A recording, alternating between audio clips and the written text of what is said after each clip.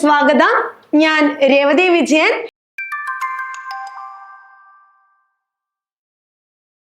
Plus two കഴിഞ്ഞ ഏതൊരു ഉദ്യോഗാർത്ഥിക്കും എഴുതാൻ പറ്റുന്ന പവർഫുൾ ആയിട്ടുള്ള ഒരു ജോലിയാണ് ഏത്? സിവിൽ എക്സൈസ് ഓഫീസർ അല്ലെ? ആ പേര് തന്നെ എല്ലാ പവറും ഉണ്ട്. അപ്പൊ പവർ പോലെ തന്നെ പഠിച്ചോളൂ, ഉറപ്പായിട്ടും റാങ്ക് ലിസ്റ്റിന്റെ മുന്നിൽ നമുക്ക് എത്താം. അപ്പൊ എല്ലാവരും സിവിൽ എക്സൈസ് ഓഫീസർക്ക് വേണ്ടിയിട്ട് അപേക്ഷിച്ചൊക്കെ കഴിഞ്ഞിട്ടുണ്ടാവും അല്ലെ? എന്താ ഇതിന്റെ യോഗ്യത എന്ന് നമുക്ക് എല്ലാവർക്കും അറിയാം. പ്ലസ് ടു കഴിഞ്ഞ് ഏതൊരു ഉദ്യോഗാർത്ഥിക്കും എഴുതാം.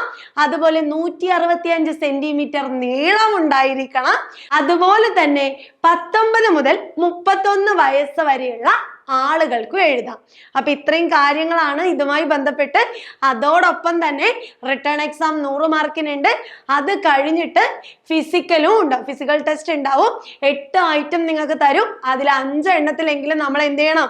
പാസ്സായിരിക്കണം. അപ്പൊ ഇതൊക്കെ നിങ്ങൾക്ക് അറിയാവുന്ന കാര്യമാണ് അല്ലെ? നിങ്ങളുടെ പഠനത്തെ ഒന്നുകൂടി കാര്യക്ഷമമാക്കാൻ വേണ്ടിയിട്ട് ഓരോ ജില്ലയിലും എത്ര ഉദ്യോഗാർത്ഥികള് ഈ പരീക്ഷയ്ക്ക് വേണ്ടി അപ്ലൈ ചെയ്തിട്ടുണ്ട് എന്നുള്ളതാണ് ഇന്ന് നമ്മൾ നോക്കാൻ പോകുന്നത്.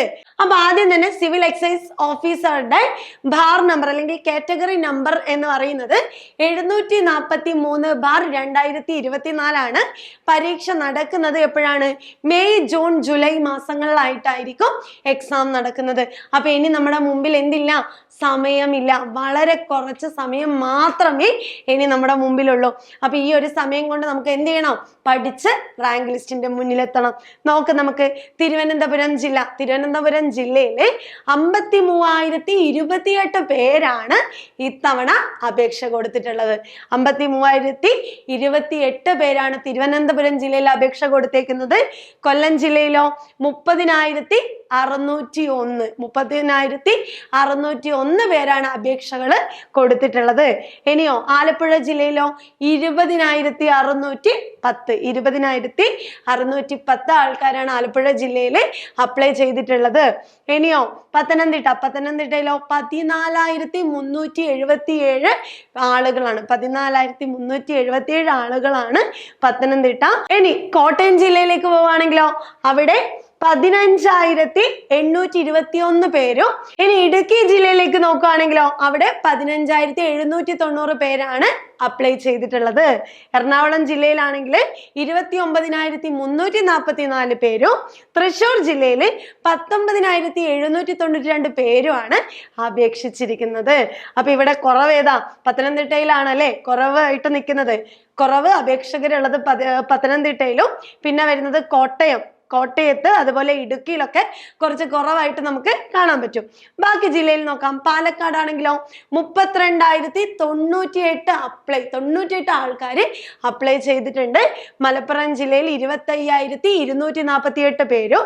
കോഴിക്കോട് ജില്ലയിൽ 31,384 പേര് അപ്ലൈ ചെയ്തിട്ടുണ്ട്. വയനാട് ജില്ലയിൽ കുറവാണ് അല്ലെ? 11,446 പേരാണ് അപ്ലൈ ചെയ്തിട്ടുള്ളത്. ഇനി കണ്ണൂർ ജില്ലയിൽ 21,312 പേരും. കാസർഗോഡ് ജില്ലയിൽ കുറവാണ്, 12,038 പേരുമാണ് അപേക്ഷിച്ചിട്ടുള്ളത്. അപ്പൊ തിരുവനന്തപുരം മുതൽ കാസർഗോഡ് വരെയുള്ള ജില്ലയിൽ അപേക്ഷിച്ച മൊത്തത്തിലുള്ള എണ്ണം എത്രയാണ്? 3,32,889 അപേക്ഷകളാണ് ഇപ്പൊ വന്നിട്ടുള്ളത്. അപ്പൊ ഇപ്പൊ തന്നെ നിങ്ങൾക്ക് മനസ്സിലായിട്ടുണ്ടാവും അല്ലെ എന്താ?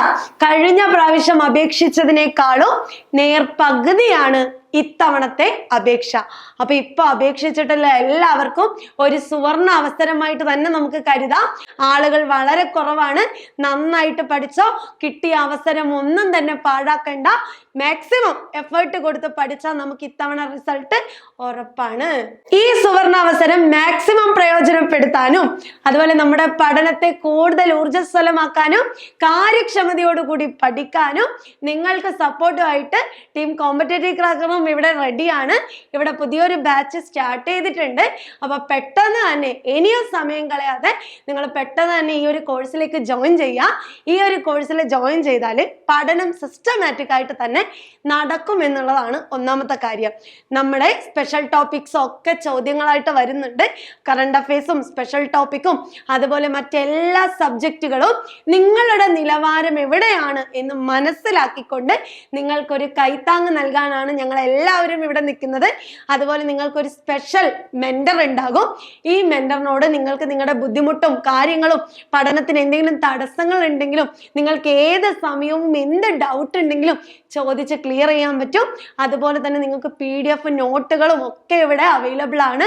അപ്പൊ ഇനി ഒട്ടും സമയം കളയണ്ട, ടൈം ടേബിൾ വെച്ചുകൊണ്ട് സിലബസിനെ കൃത്യമായി പഠിച്ച് എക്സാമും നടത്തി ലൈവ് ക്ലാസ്സും അറ്റൻഡ് ചെയ്ത് നമുക്ക് റാങ്ക് ലിസ്റ്റിൽ നമ്മുടെ പേര് ഉറപ്പിക്കാം.